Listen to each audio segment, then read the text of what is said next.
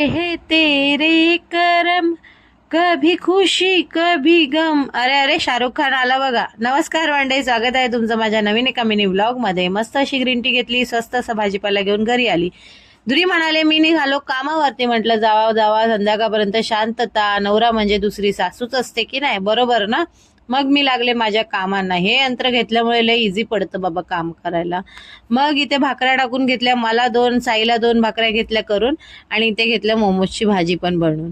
आणि मग मी घेतलं जेवायला, तर स्वीटी पण आली जोडीला. बोलली मला पण दे बाई काय असेल तर. मग तिला पण दिले प्रॉन्स खायला, कारण तिला मच्छीचा वास आल्यामुळे ती आलेली होती.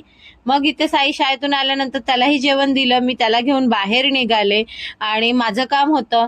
मग मला कामावरती जायचं होतं म्हणून त्याला घरी सोडलं.